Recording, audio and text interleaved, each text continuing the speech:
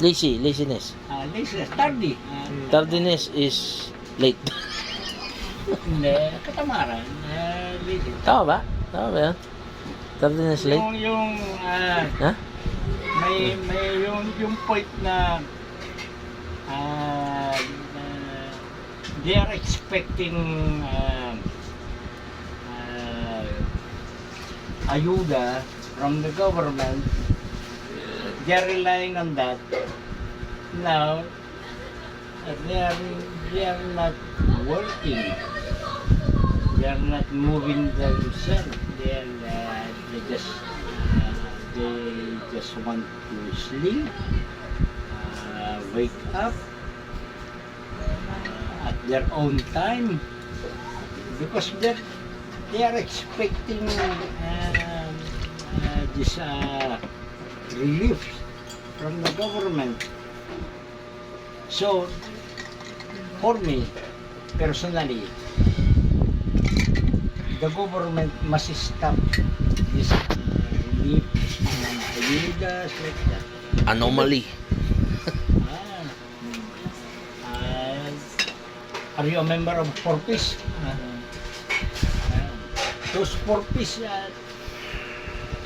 they are only giving Filipino people like Pinagdaneta Fortis. Every time there's a payout, actually they are not responsible in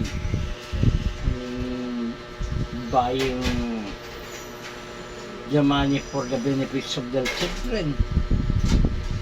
They are only spending the money they receive in playing cards.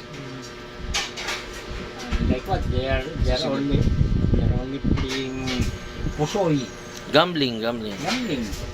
Only it's like that. That's why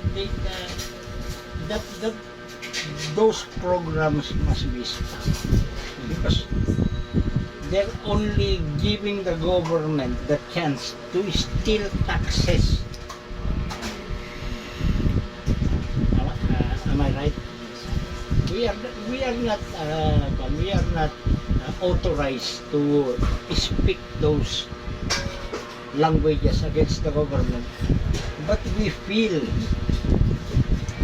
know the exact happenings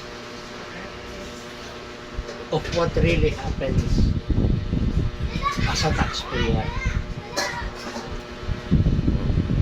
Sooner or later, you will be matured enough. You will be the one who will pay your tax. And then you will realize, where does my tax goes? They are only stealing it for you. As long that we do not have a good leader, the fertilizer itself, I'm telling you a while ago, the fertilizer that you are pouring on yourself, umuusbong ka pa lang, palanta ka na, wala, hindi ka lang masenso. Hanggang doon ka na, mula sa umpisa, sa seedlings ka pa lang, hanggang tuyo na yung dahon mo, hindi ka paulit-ulit. What can you say about that? Ikaw mo na sasagot. Sagutin ko yan, Tagalog na ako. Para malaman na ng sambayan ng Pilipino. Sa akin, nasa pamilya kasi nagsisimula ang lahat. Kung tamang pagpapalaki sa'yo, kahit anumang ibato sa'yo, kahit anong masamang ibato sa'yo, mabuti, kaya mong dalhin. Ang problema, kahit sino mang mamuno sa ating presidente, sino mang umupo dyan, kahit anumang ibato sa atin na magagandang programa, 4-piece, magandang programa yan.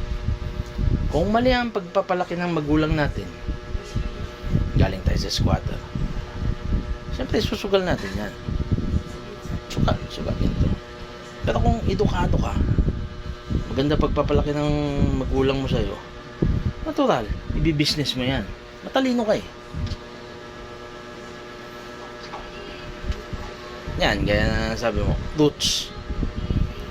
Kung maganda ng ugat ng pinagmulan mo, maganda rin yung tutubuan. Kung mali yung ugat na pinagmulan mo, mapupunta sa wala. Kaya wag isisi sa gobyerno yan, kasi kung lason yung pinagmulan mong pamilya, kahit sino mang mamumuno sa ating presidente, lason yung magiging Pilipinas.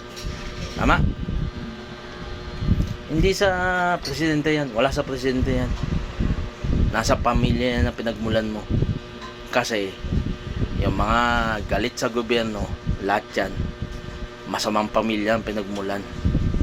Pero yung mabubuting pamilya ang pinagmulan, walang sinisising gobyerno, sino man ang nakaupo. Tama? Walang debate dyan.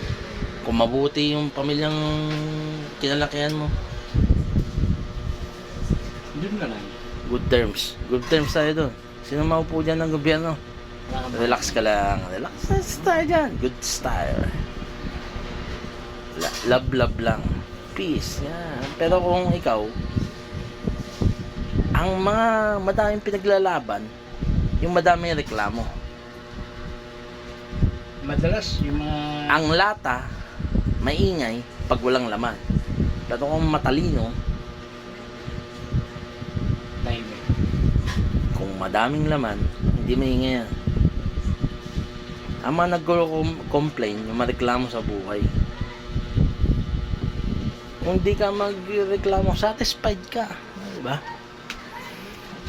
Walang magrereklamo kung gobyerno, peace lang yan eh. Kung nasa tama kang pamilya, nasang tamang edukasyon ka, lahat ng mga nagrarally dyan, nasa magulong pamilya. Tama. Wala kang ipaglalaban kung mahal ka ng magulang mo. Yung mga nandun, hindi sila mahal ng magulang nila. Tama? Gets?